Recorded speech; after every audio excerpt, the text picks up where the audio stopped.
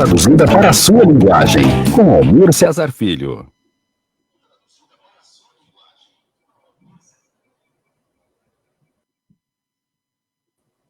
Opa, opa! Olá, gente! Olá, gente! Estamos no ar com Economia Fácil, o programa de economia da Web Rádio Censura Livre, www.clwebradio.com.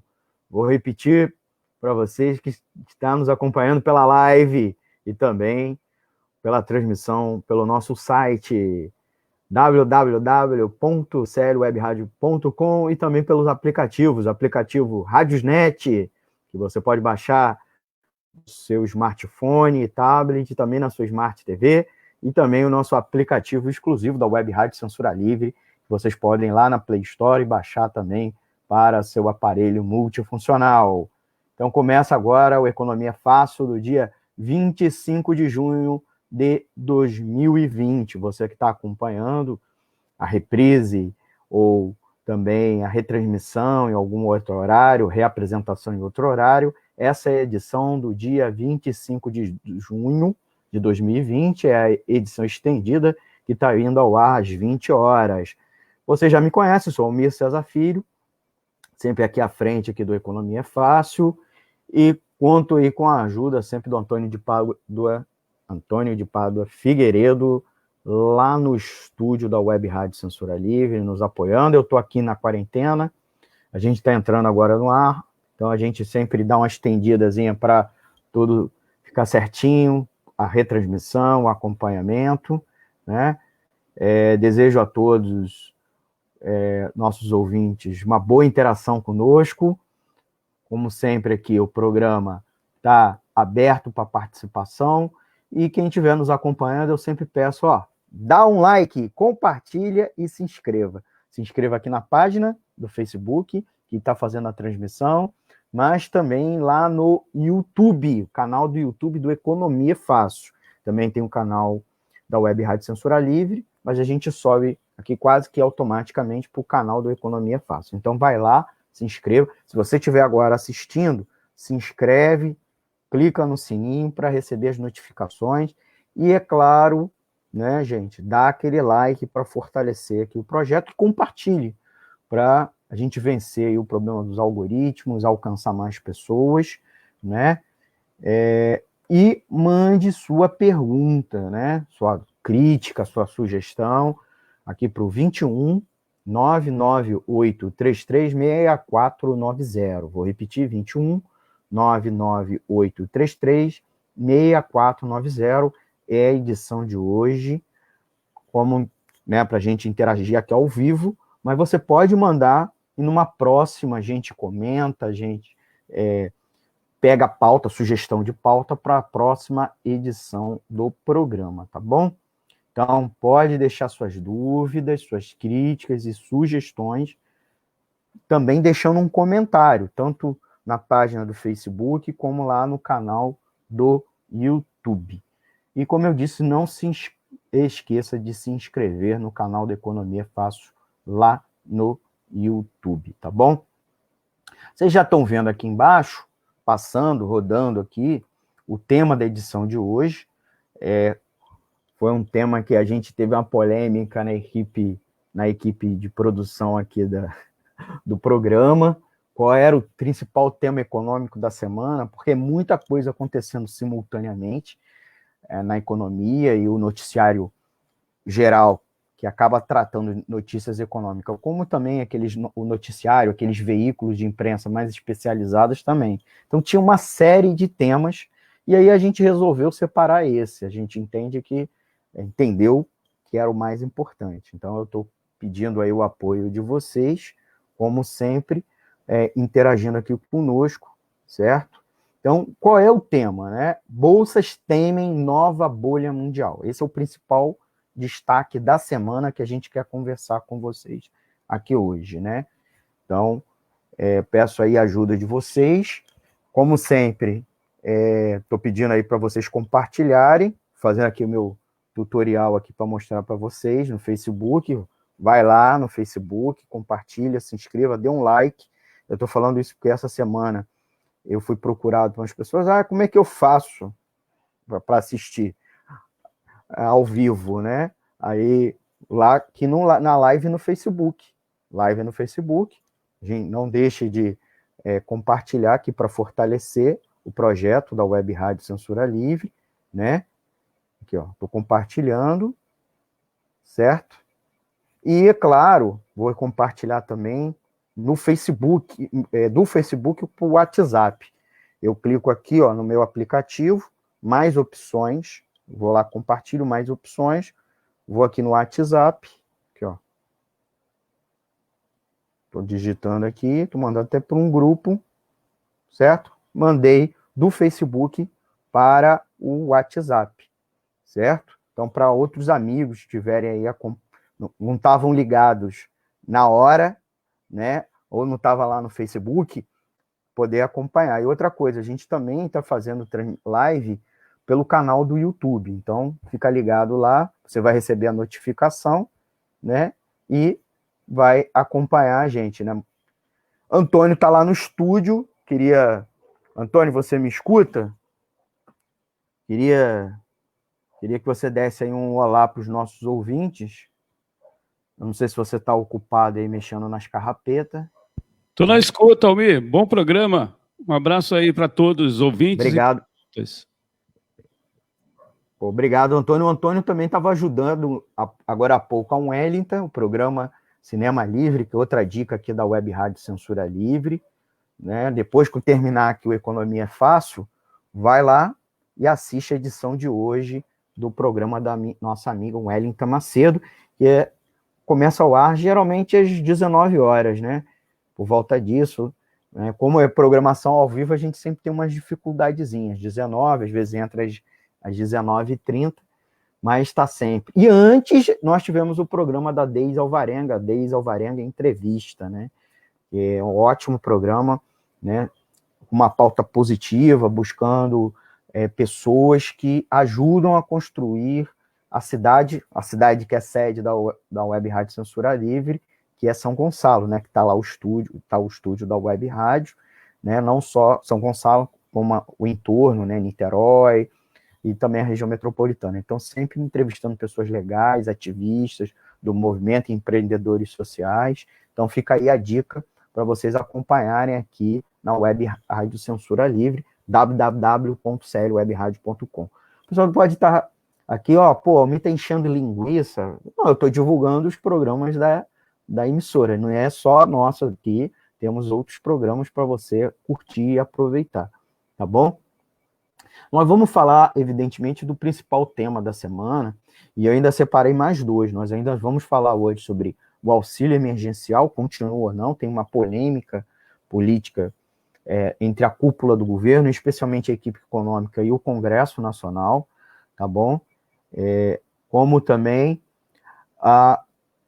se o auxílio emergencial, que já está indo para a terceira parcela, se ele vai continuar, se ele vai ser do mesmo valor e outras parcelas, como também nós vamos conversar hoje, né, vou botar até o bannerzinho aqui, ó, o auxílio emergencial continua ou não, o governo federal não tem dinheiro, que essa era a justificativa do governo. Então, daqui a pouco a gente fala um pouco sobre isso, tá? E, por fim, para finalizar, a notícia do Weintraub, vai ou não para o Banco Mundial? Eita caramba, isso é uma polêmica. E por que isso é interessante? Por dois motivos. Weintraub é economista, agora ex-ministro da Educação, e foi indicado para o Banco Mundial, que é uma das principais órgãos multilaterais. E hoje saiu uma outra notícia, hoje, dia 25 de junho, que foi a indicação, né, de um novo ministro da Educação, que é um economista, né? Eu acho que não vai dar tempo para a gente falar hoje, mas a gente fala numa próxima edição do programa, na próxima edição, tá? Uma última dica aqui, que eu não falei, o Antônio aqui mandou aqui no chat, aqui na comunicação, para eu divulgar o programa Boletim Censura Livre. O Boletim Censura Livre, ele é de segunda a sexta, tá? Das 8 às 10 da manhã, e eu participo ao vivo com um quadro, que é a versão reduzida aqui do Economia Fácil, na qual eu comento o destaque do noticiário do dia, tá? Por conta da pandemia, o programa só está indo ao ar ao vivo terça, quarta e quinta. E eu estou indo ao ar com o quadro, junto com o Antônio, só na terça-feira, às 8h30 da manhã. Então, não perca às terças-feiras, ao vivo, às 8h30 da manhã. Então, fica aqui a dica também para vocês, tá? Gente, eu preparei aqui alguns gráficos, copiei e colei de alguns lugares, montei aqui para o destaque do dia, principal destaque do dia, que é a questão do alerta do FMI, né? O FMI emitiu um alerta para o risco de turbulência nos mercados, aí quando ele se refere principalmente no mercado financeiro, mas aí o rebatimento do mercado financeiro sobre os setores produtivos, evidentemente, por isso que eles colocam sempre mercados, assim, meio abstrato, com incerteza sobre a pandemia. Então, como na China, aparentemente, surgiu um segundo surto, que pode estar gerando uma segunda onda, e mesmo na Europa, na América do Norte, particularmente nos Estados Unidos, que estavam no processo de reabertura, a curva voltou a se acelerar, né? E na Europa também está surgindo surtos, né, em locais que não tinha tido, inclusive, nenhum mais caso, onde o comércio se abriu. Então, há uma incerteza se a pandemia vai chegar ao fim agora nesse segundo semestre. Essa incerteza vai, em alguma medida, atravessar, penetrar no mercado financeiro. E o relatório do FMI, né, o Fundo Monetário Internacional, mostra uma desconexão, inclusive perigosa, segundo eles, entre as bolsas e a realidade da economia mundial, que foi afetado pelo coronavírus. Tá? Então, esse é um tema que a gente vai falar hoje, porque o que o FMI está sugerindo é uma nova bolha. Né?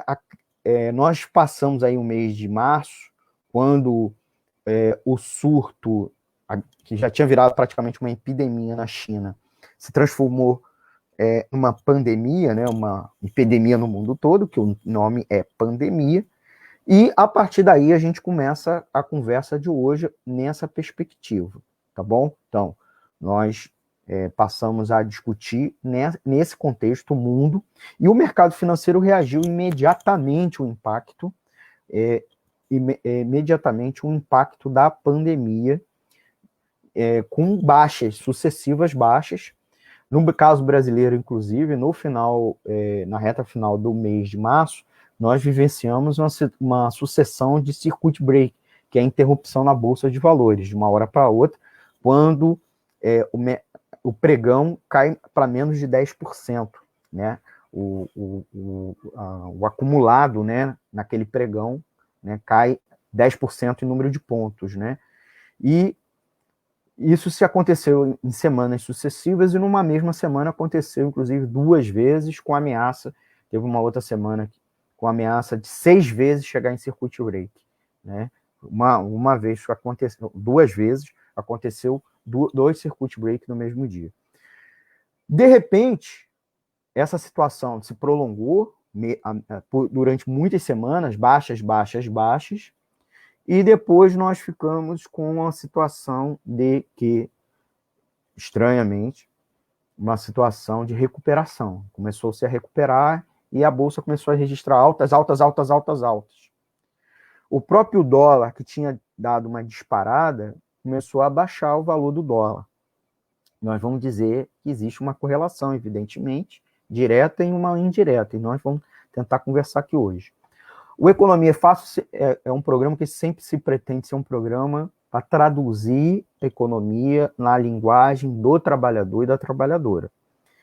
Pegando, inclusive, o tema que mais afeta a gente, inclusive diretamente, seja no curto ou no longo prazo. Esse tema, muitas vezes eu evito de tratar aqui, embora a grande imprensa goste de falar o tempo todo do mercado financeiro, e a gente já falou aqui por quê, em outras edições, e tem a ver, óbvio, com a relação que a grande imprensa tem com o mercado financeiro, principalmente com os bancos.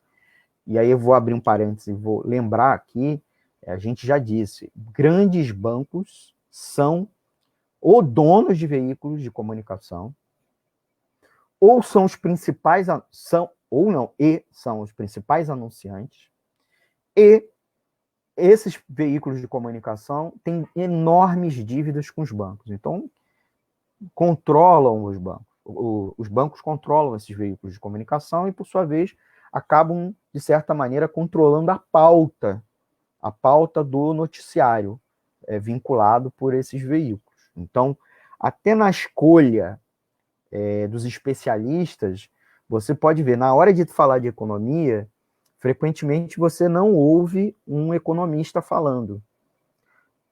Principalmente um economista ou da academia, das universidades, ou de algum setor produtivo.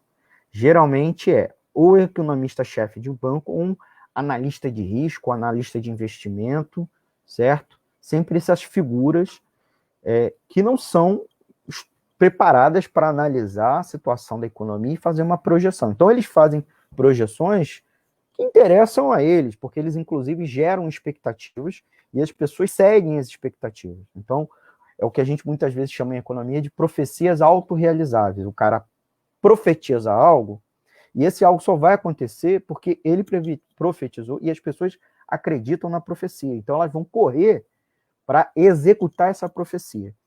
Então, esse tipo de conduta, muitas vezes, é feito pelo mercado financeiro e, mais do que isso, é feito, inclusive, pelos membros da equipe econômica.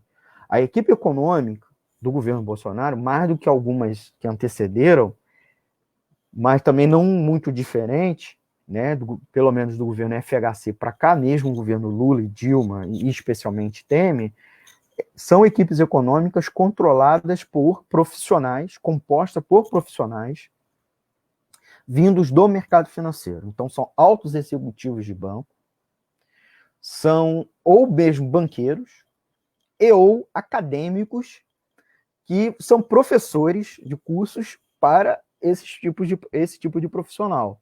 Então, raramente, inclusive, quando tem um acadêmico falando, né, que é raro, por isso eu tô... mas esse acadêmico reflete o quê? Escolas, né, centros de formação ligados a essa lógica, a essa ótica, e com um profundo viés ideológico pró-mercado financeiro. Então, isso era importante a gente colocar. A gente aqui no quadro, no programa Economia Fácil, pela Web Rádio Censura Livre, a gente tenta ser um pouco diferente. Então, a gente vai tentar sempre falar por uma outra lógica, trazendo colegas, né, que participam aqui comigo às vezes, aqui funciona, parece uma resenha futebolística, aqueles programas de resenha futebolística, né, mas eu vou trazendo colegas, economistas e não economistas, mas historiadores, engenheiros, sociólogos, etc., mas são colegas com uma outra lógica, uma lógica ligada ao interesse dos trabalhadores, né, numa perspectiva dos trabalhadores. Então, se nós vamos tratar a questão da Bolsa, não é porque estamos ligados à questão dos possíveis ganhos que você, sendo um aplicador da Bolsa, vai ter. Porque, inclusive, é o seguinte, quem ganha dinheiro na Bolsa é quem tem muito dinheiro, tem acesso a informações privilegiadas, legais e ilegais, porque me dizer que informação privilegiada toda é ilegal não é verdade. Então, e uma possibilidade de manter uma grande quantidade de dinheiro na Bolsa, tá certo?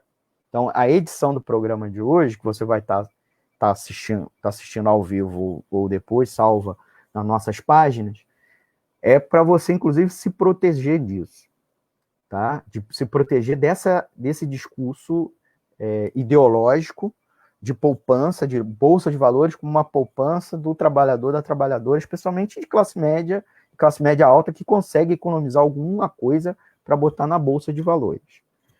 E aí, antes da gente aprofundar, né, mais um pouco, eu queria pedir aí o like de vocês, para dar o like, tá? E, é claro, compartilhar.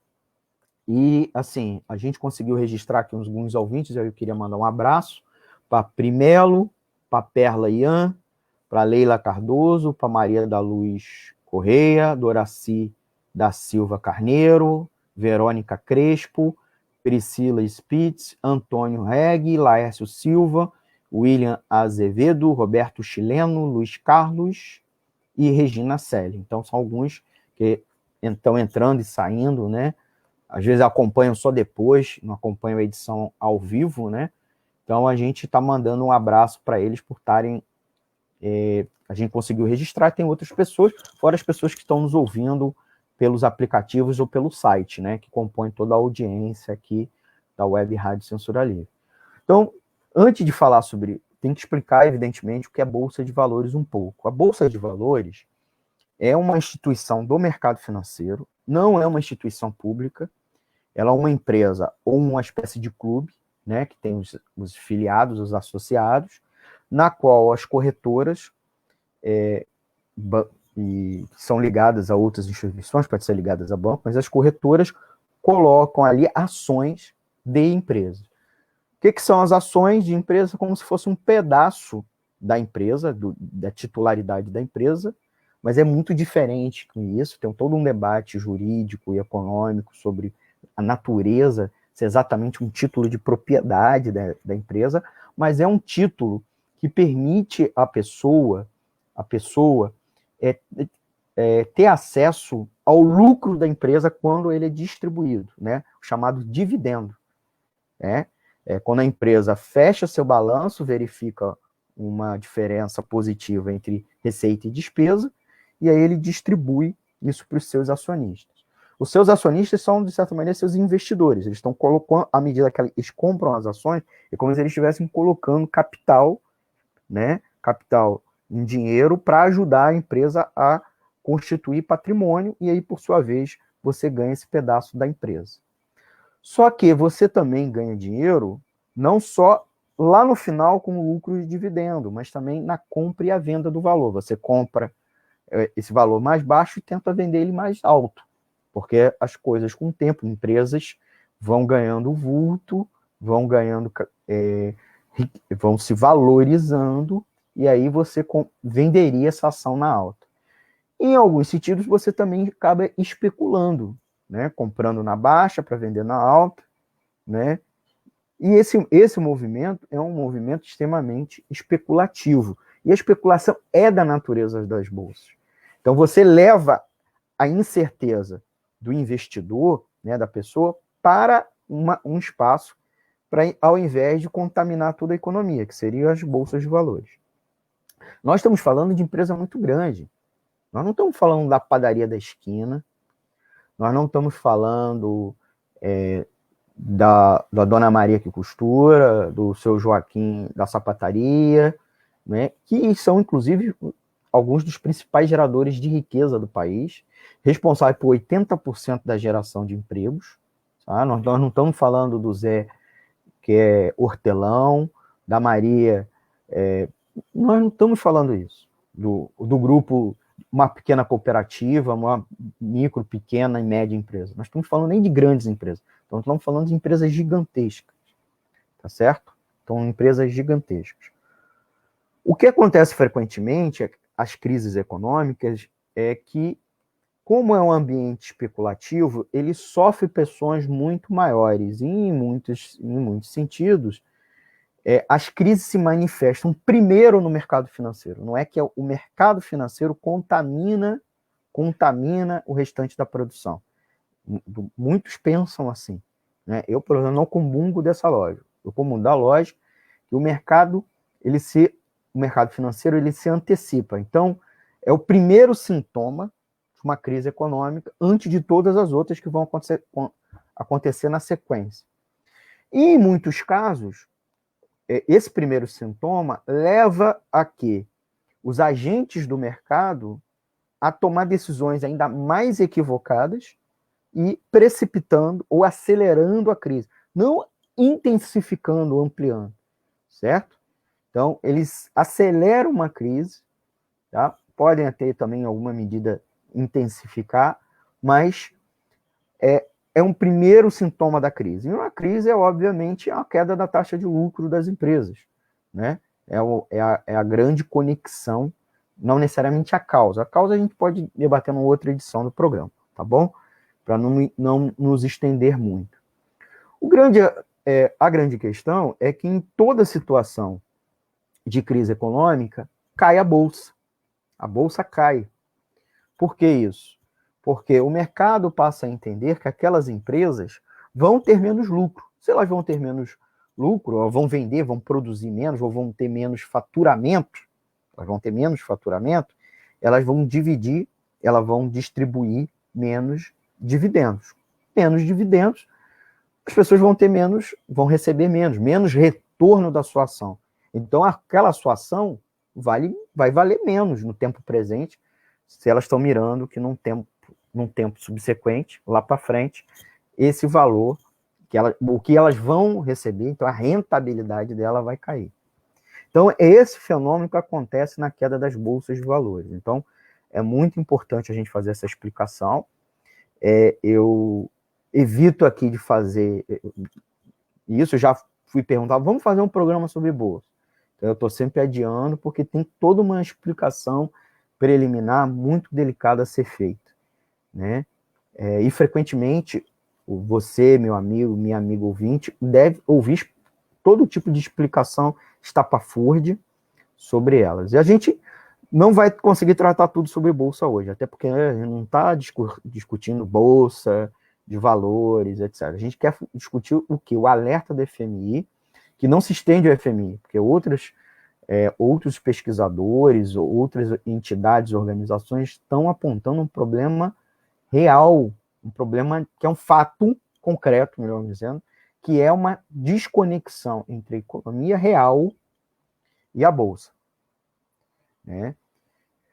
Eles estão chamando, inclusive, de rally. O mercado financeiro internacional está chamando de rally. O rally é quando acontece na bolsa de valores, na qual todo mundo aposta favoravelmente. Então, as pessoas entram na bolsa comprando as ações, porque elas acham que no momento subsequente as ações vão valorizar. Então, eu compro agora para vender depois, né? Antes, supostamente, que em algum momento todo mundo resolva vender. Então, é uma aposta favorável.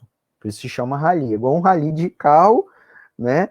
Que você vai na estrada para frente, o negócio é acidentado e é uma corrida por um local acidentado para ganhar. Então, você não está preocupado com estabilidade, com tranquilidade, com pista boa, segura. É algo extremamente especulativo. O Brasil vivenciou recentemente um grande rally, né? No final de 2018, principalmente depois do primeiro turno da eleição, lá em 2018, a Bolsa de Valores, e a gente aqui no Economia Fácil, em algumas edições, inclusive, falamos, inclusive quando a gente apontou que o rally estava acabando, na edição do ano passado, 2019. Então, mas lá no começo do rally, foi em outubro de 2018. E por que isso? Porque o mercado financeiro apostava que Jair Bolsonaro iria ganhar a eleição e que Jair Bolsonaro tinha uma agenda pró-livre mercado, pró-privatizações, pró-leis de leis de reformas neoliberais, né? Reforma da Previdência, ampliação da reforma trabalhista, que permitiria ampliação do lucro das empresas. Então, eles apostaram favoravelmente. Então, passamos a registrar de outubro de 2018, eu não sei se eu tenho aqui os gráficos, de todo o rally, né? Eu não sei se eu tenho do rally Bolsonaro, na qual o mercado literalmente chamava de rally Bolsonaro. Eu tenho aqui, ó, a partir de 2018. Eu vou botar aqui na tela, tá? Vamos ver se eu amplio aqui.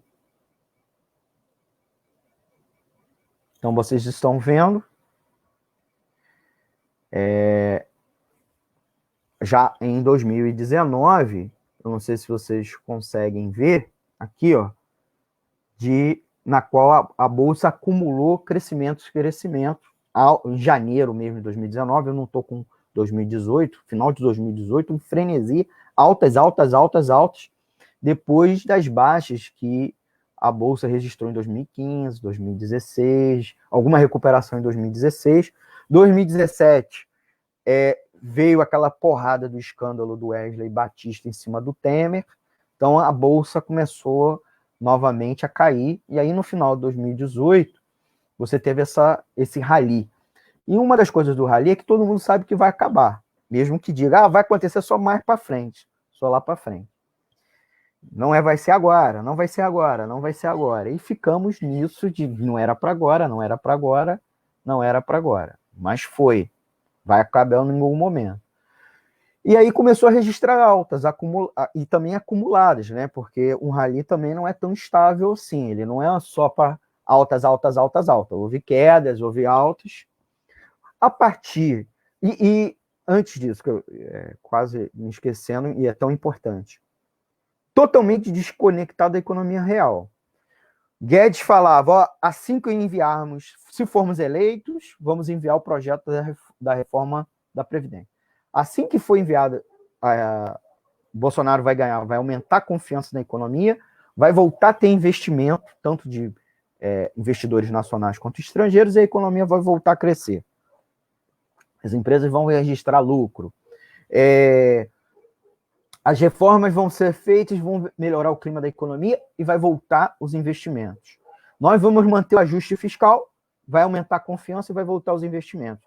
O que acabou acontecendo é que os investimentos não vieram, inclusive tivemos fuga de investidores, o saldo da conta corrente, principalmente ligada a serviços financeiros, foi horroroso, déficit, quer dizer, saída.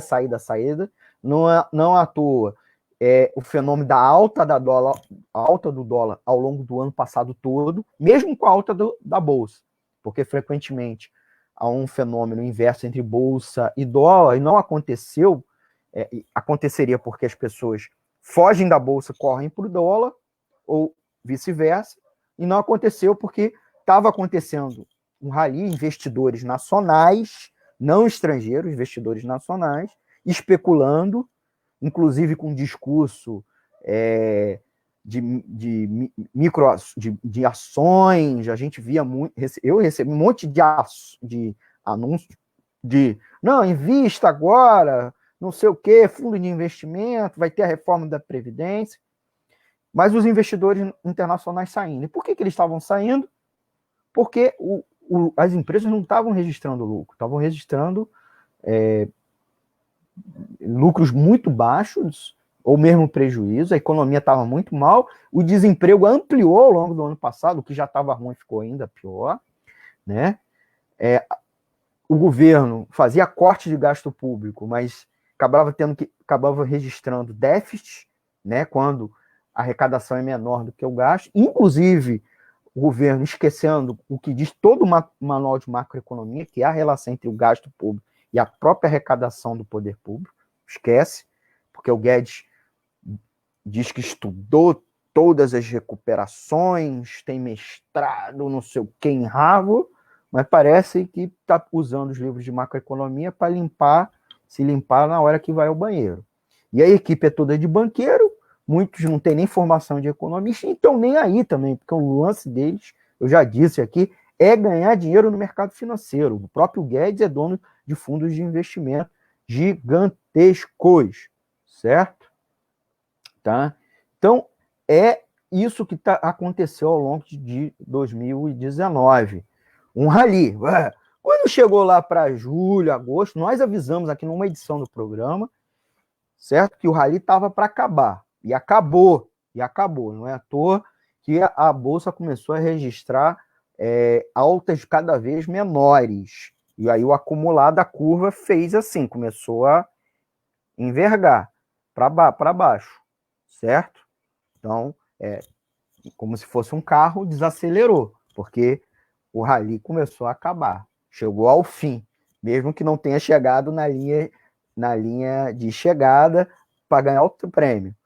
Então, inclusive, um monte de gente começou a registrar perdas, inclusive papéis passaram a valer nada, que valeram muito ao longo do ano, começaram a cair, valer menos do que ele tinha comprado no início, muito ao contrário, né? O cara começa a comprar na alta achando que vai ter mais alta ainda no mês seguinte não tem, e aí o que a gente chama de mico, né? O cara tem um papel que vale menos e na hora de distribuir dividendo não tem nada, porque a empresa arrecadou muito pouco. E a gente falou que a reforma da Previdência não iria reaquecer a economia, que a carteira de trabalho verde e amarela, a MP da Liberdade Econômica, que foi a segunda reforma do trabalho, também não iria aquecer a economia por conta do fundamental, porque tirava dinheiro do trabalhador e da trabalhadora. E eles iriam consumir menos. Sem consumo, sem faturamento. E empresário investe, compra máquina, constrói prédio, ou aluga, contrata gente, quando ele vê a ampliação do faturamento. Quando ele não vê isso, não adianta, certo? A bolsa pode estar maravilha, não sei o quê. O cara não vai investir, o lance dele, e não é confiança, é expectativa, né? Índice de confiança dos empresários, meu amigo, índice de confiança dos empresários dos grandes, porque o pequeno, né, é que gera emprego, que gera crescimento da economia, não estava investindo, porque ele não tem acesso a crédito. Os gastos públicos diminuíram, principalmente de investimento. Execução orçamentária ano passado foi um desastre. Esse ano está sendo um desastre, mais ainda. Então, é esse o problema. Por isso, nós temos esse gráfico do ano passado aqui na tela, para vocês verem, certo? O desastre que foi o ano passado, certo? Um desastre para a economia, mas bolsa muito maravilhosa. Até chegar, né? Até chegar lá para o mês de julho, agosto, que nós, inclusive, fizemos aqui. O mercado financeiro internacional, inclusive, fala, olha, o Brasil tem um risco Bolsonaro, porque as pessoas, eles começam a achar crises políticas permanentes, discurso autoritário mesmo a favor de um golpe de Estado, né? A economia não deslancha, o cara insiste nas mesmas políticas econômicas, ele e a equipe dele, encabeçada pelo Paulo Guedes, e o Paulo Guedes é o cara racional, né? Os políticos falam até em tirar Bolsonaro, mas Paulo Guedes não, certo? Então, frente ampla é possível, desde que mantenha Guedes, o que é ridículo, porque o centro do problema do país é essa duplinha, né, Jair Bolsonaro e Paulo Guedes, certo? Entendeu? E o staff deles, seja o staff mais, entre aspas, ideológico, e o staff da equipe econômica que é tão ideológica quanto, porque não tem pensamento prático e pragmático de jeito nenhum. Isso foi ao longo do ano passado. Quando chegou esse ano, a Bolsa deu uma estabilizada, mas estava mal, né? Os dados reais da economia não deslanchavam, e aí o pessoal começou a perceber que a economia não ia crescer de jeito nenhum. Embora o discurso do Guedes, esse ano a gente deslanche. Pô, ele disse a mesma coisa ano passado. E aí veio a pandemia e ele, puxa, o Brasil ia decolar. Estou fazendo assim porque numa coisa ele fez assim com a mão. E decolar o quê? Os dados de janeiro, fevereiro do PIB era de uma mediocridade pior do que ao longo de 2019. Em 2019, crescimento do PIB, emprego, faturamento das empresas e taxa de investimento das empresas foi menor que 2018, que tinha sido um desastre, 2017. Índice, inclusive, pior que 2015 e 2016, que nós tínhamos vivenciado uma recessão, certo? Então, foi isso que aconteceu. Terminado esse recapitulamento, né, eu queria pedir para você, ouvinte, estiver nos acompanhando ao vivo agora, dar aquele like, certo? E compartilhar para fortalecer. Inclusive, botar aqui rapidinho comentário do ouvinte José Carlos de Lima. Muito boa sua explicação, Almir, gostei.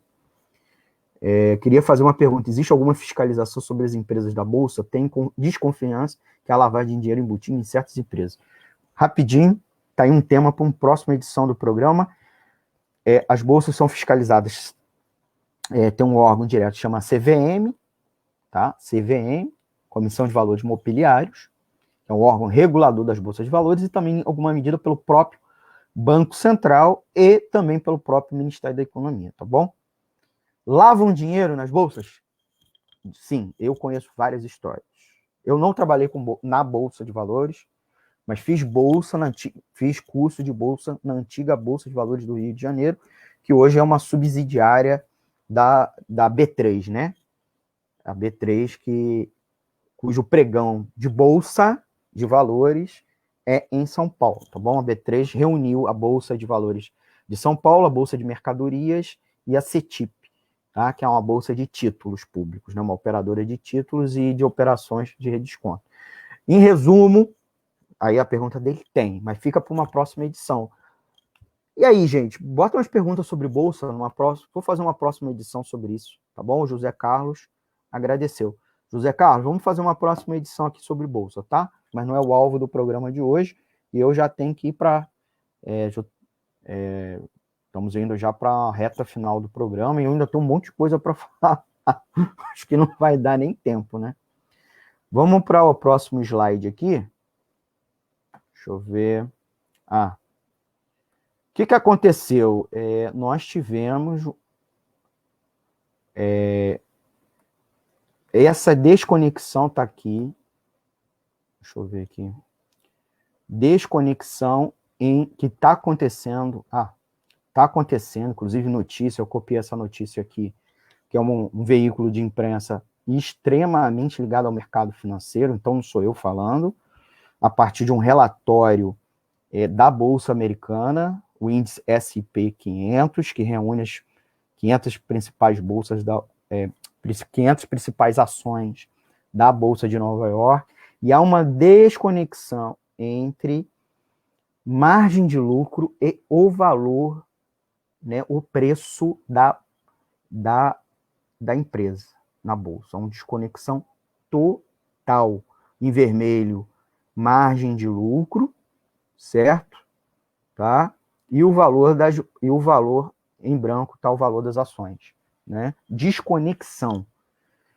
E aqui, quando aconteceu a crise financeira global, a queda, caiu. Aí deu até uma recuperada, e aqui de novo a nova crise 2020, só que em vez de estar acompanhando, está desconectado. E aí, quando tem desconexão, pode ser uma bolha.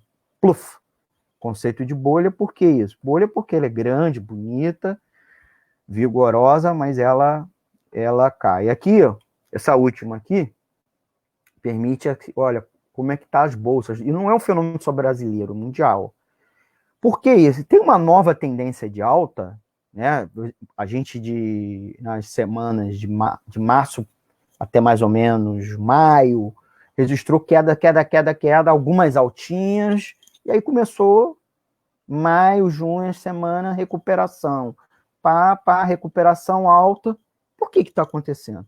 É evidente que essa alta está muito associada, gente, e aí explicar a vocês, né, que começou uma expectativa otimista e de recuperação, porque o PIB, apesar da intensa contração do PIB nesse semestre, passou-se a ter uma expectativa que no segundo semestre a epidemia estaria controlada, certo? A epidemia estaria controlada, tá? E as empresas voltariam a crescer, então as pessoas começaram a comprar as ações, porque, tá muito baixo, vou comprar, tá um preço bom, e lá, daqui a alguns meses, eu vou ter lucro com os próprios dividendos que vão entrar, e, é claro, posso vender, porque o preço pode estar muito alto, muita gente querendo comprar, mas só lá, né, quando o espanto acabar. Então, só que isso também é uma ideia, uma lógica, uma atividade especulativa, né, pensando que vai recuperar depois, e você não sabe, será todos os setores que vão recuperar rapidamente? Quanto que vão se recuperar? Né? Mas foi isso que aconteceu. O que acabou também acontecendo é que começou a ter uma injeção de liquidez, empréstimos, taxas de juros mais baixas, porque os governos dos países, que não é o caso do Brasil, né? A gente já conversou isso em outras edições, começou a emprestar para os bancos, o Banco Central começou a emprestar para o banco, ou o próprio Banco Central dos países emprestou para os governos gastarem. Então, isso amorteceu o impacto da pandemia na economia mundial, diminuiu o impacto imediato sobre o sistema financeiro, pelo menos, como eu disse, imediato, nesse momento. E aí o apetite por ativos que tinha diminuído, ativos de risco, voltou. Né? E também o apetite por ativos com menor risco, como títulos da dívida pública, abaixou porque a taxa de juros está muito baixa, né? Principalmente dos títulos de dívida, né? E das taxas baixas, as taxas básicas estão muito baixas, então diminuiu esse apetite por ativos de menor risco. Então todo mundo foi para o ativo de maior risco. Então o que está acontecendo, gente, é uma desconexão muito perigosa, né? Tem até essa aqui, ó, tô com essa, esse aqui eu vou botar aqui, é que o meu computador também não está ajudando o gráfico, né? Nem é problema meu não, né? É o problema do computador. Vou botar aqui, das altas no mundo todo, né? Inclusive mostrando que é um rally em alguns dos principais mercados mundiais, tá? Das maiores economias, algumas das maiores economias do mundo, altas, acumuladas aí, altas acumuladas, né? Diária, é a alta no mês todo, né? Altas, vocês estão olhando, tá?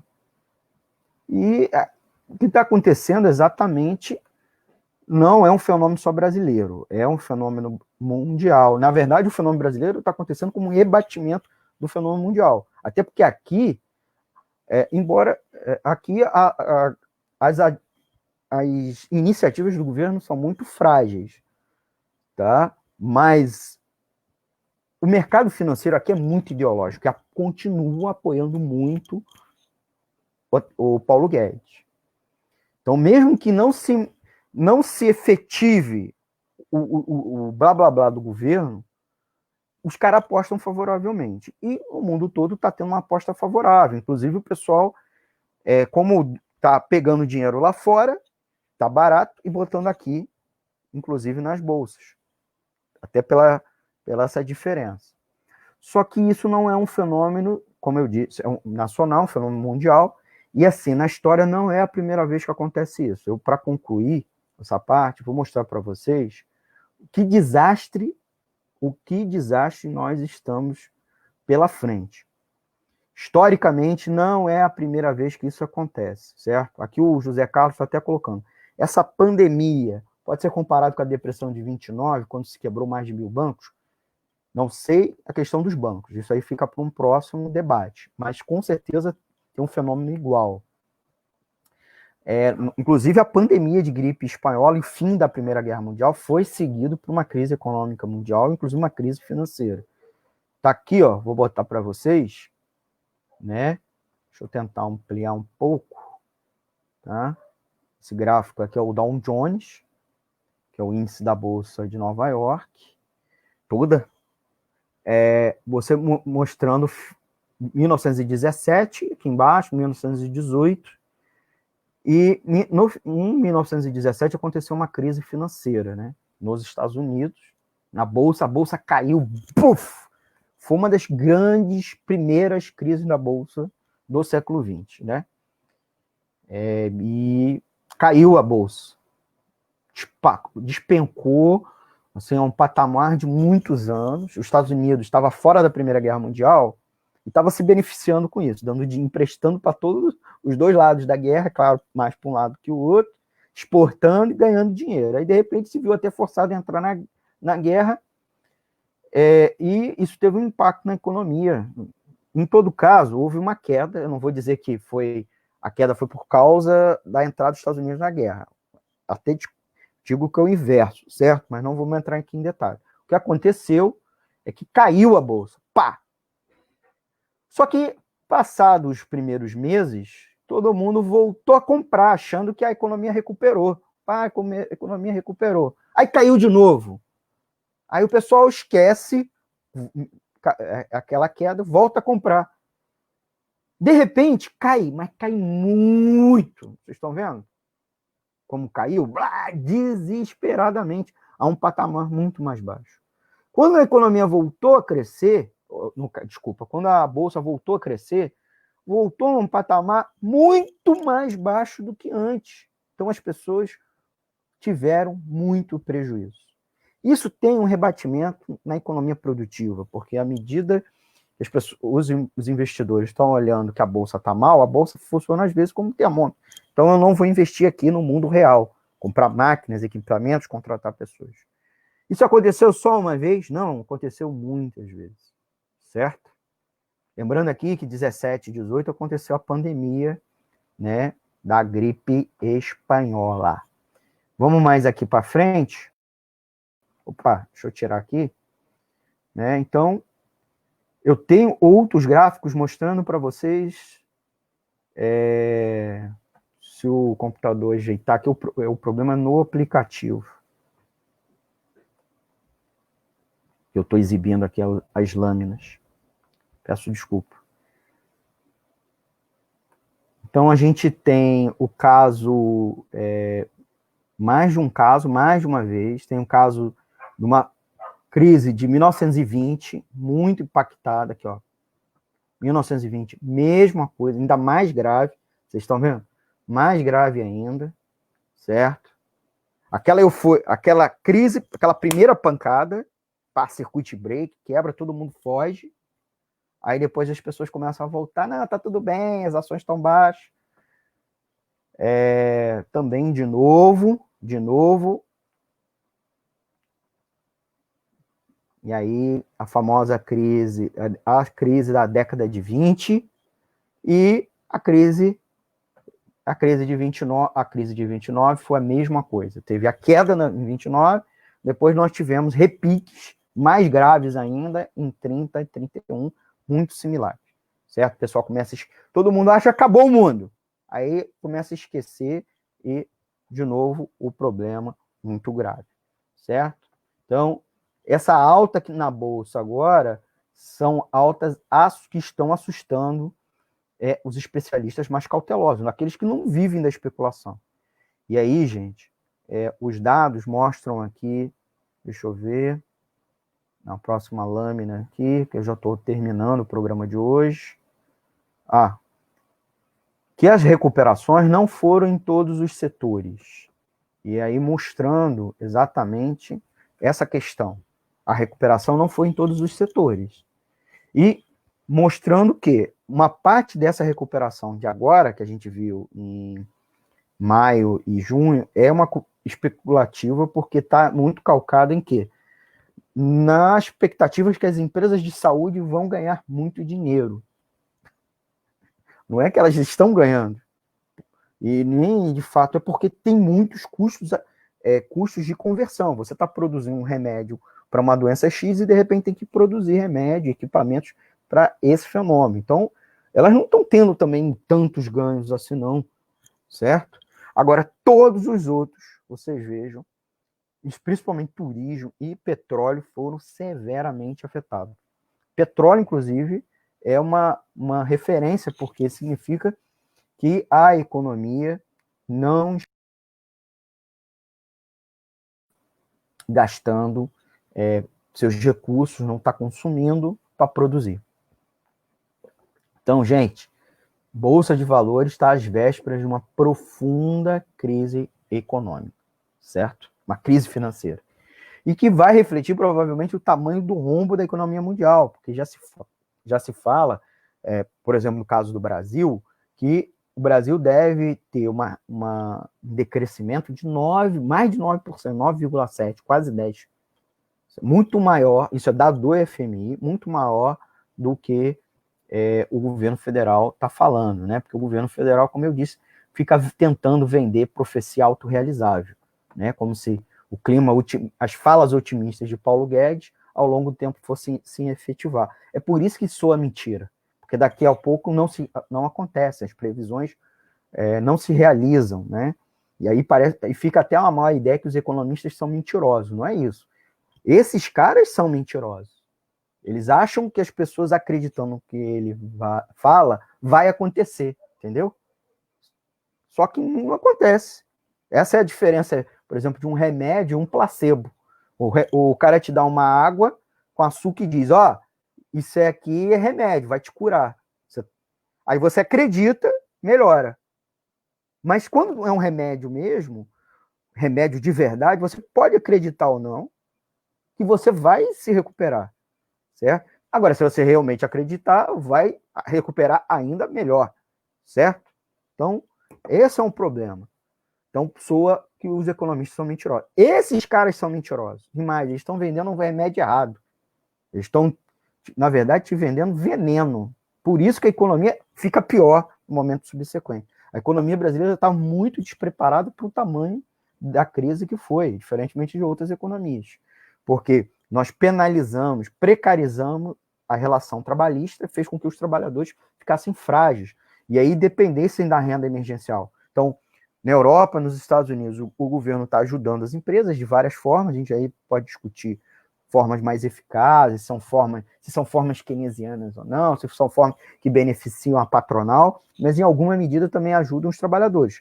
Por quê? Porque esses trabalhadores têm uma relação, um vínculo de estabilidade, um vínculo menos precário, um vínculo com as empresas. A grande exceção, uma grande parcela da população americana. Por isso a crise nos Estados Unidos. Essa crise que virou uma convulsão social com os casos de racismo e o povo foi à rua.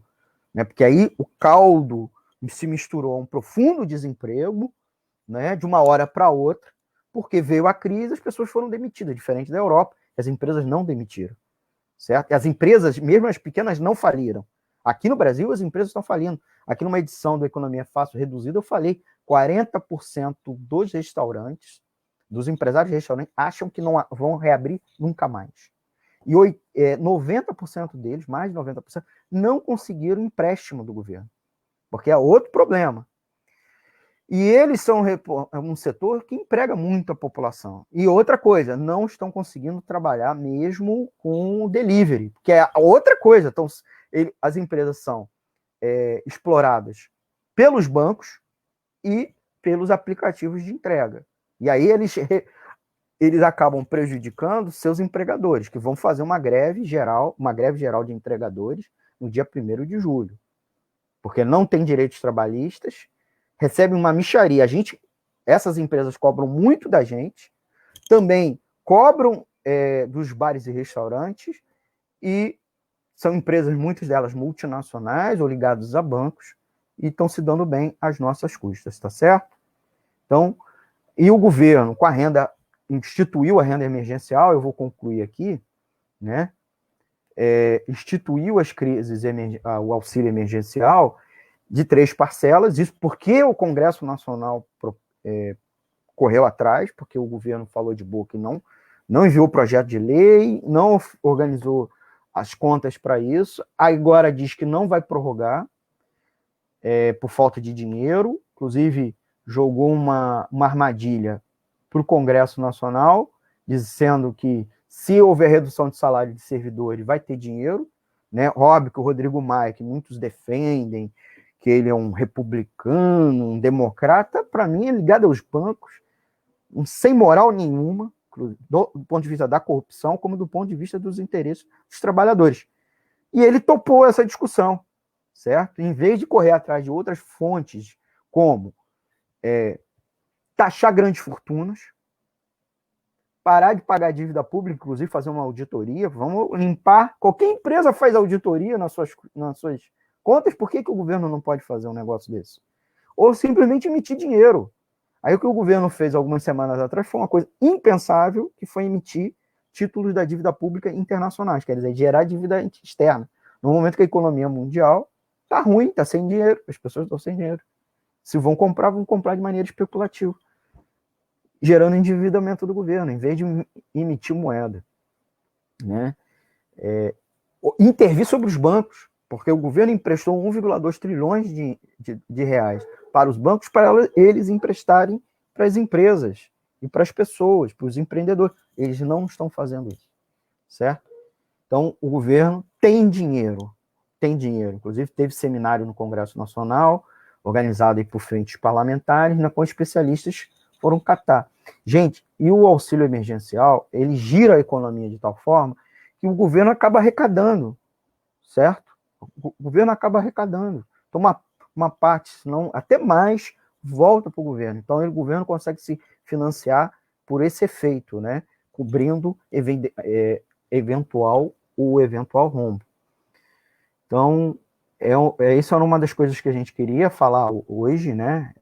Já para concluir a edição do programa de hoje.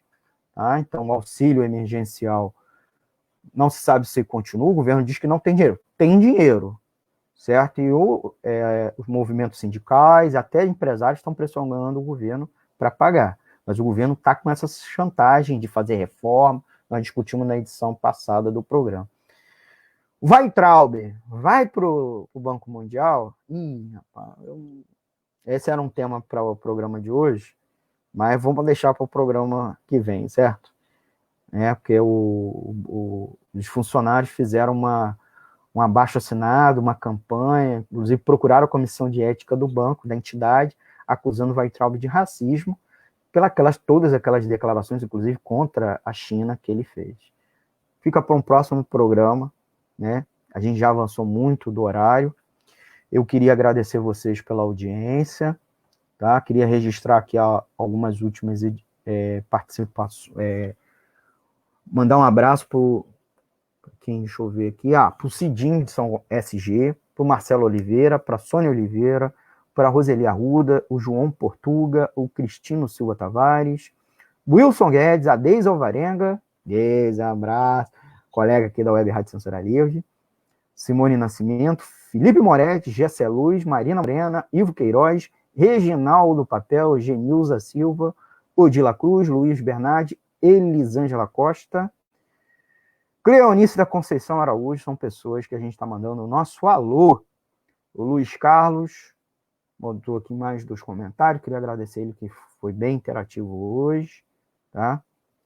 E parabéns, amigo, gostei demais de seus comentários, volto a acompanhar na próxima live. Para a próxima live, conto com você aí, pedir para o José Carlos e tantos outros compartilharem. A audiência do programa de hoje não bombou, né? O número aqui em cima na telinha não teve tanto como a gente teve na edição passada.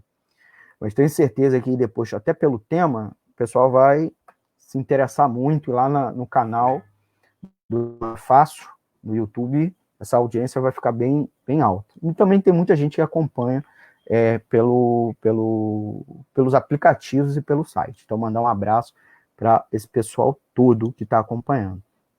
Por fim, pedir sempre aquela ajuda financeira para a Web Rádio Censura Livre, a nossa campanha financeira, certo? Porque a Web Rádio Censura Livre não tem anúncio. Estou botando aqui embaixo, passando. Eu acho.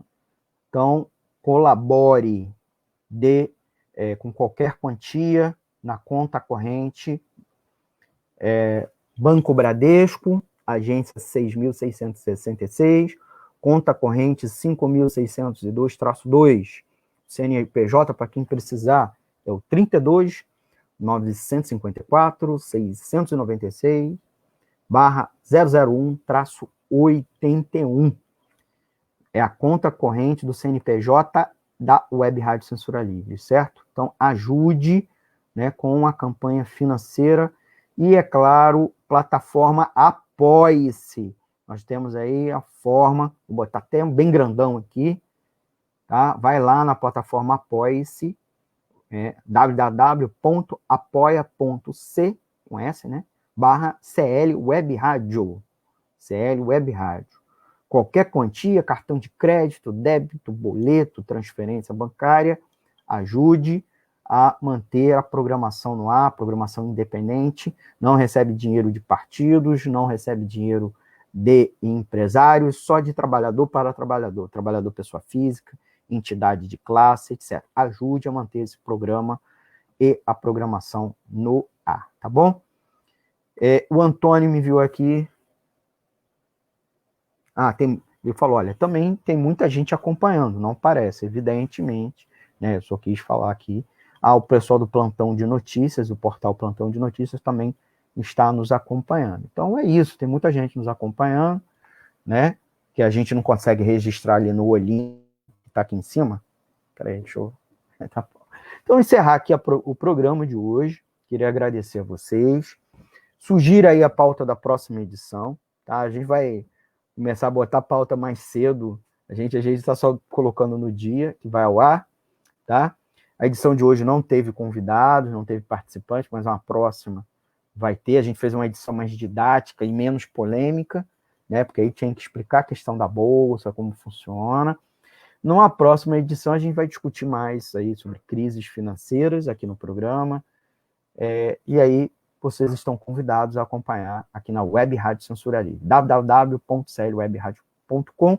Terça-feira que vem eu volto ao vivo às 8h30 da manhã, se tudo correr bem, no Boletim Censura Livre, programa com meu amigo Antônio de Pada Figueiredo. E quinta-feira que vem, com o nosso programa Economia Fácil, a versão estendida, 1 hora de programa. Já estourei o tempo de novo, estou sempre estourando o tempo, peço desculpa ao Antônio de Pádua, querido, falo pra caramba. E mande um e-mail pra gente. Não esqueça de dar like para fortalecer o projeto da Web Rádio, certo? Dúvidas, críticas, sugestões, deixa um comentário aqui embaixo, gente. E, é claro, dê um like, compartilhe para fortalecer o projeto. WhatsApp da emissora, 998336490. 21 998336490. Tá bom, gente? Muito obrigado. Vou encerrar aqui, Antônio Figueiredo. Eu que queria agradecer a você, meu amigo, como sempre, certo? E até a próxima edição do Economia Fácil, versão estendida. Tá? Eu vou deixar aqui o bannerzinho para doação, para contribuição. Vou tirar tirar aqui, tá tapando aqui. Tá, gente? Plataforma Apoie-se, certo? Tá? E, é claro, meus amigos e minhas amigas, muito obrigado aí pela audiência e até o próximo programa. Vou encerrar aqui a live. Quem perdeu, pegou pelo meio, volta lá para o início, aqui na página do Facebook, ou lá no canal do Economia Fácil no YouTube. Tchau, tchau, gente. Até a próxima edição.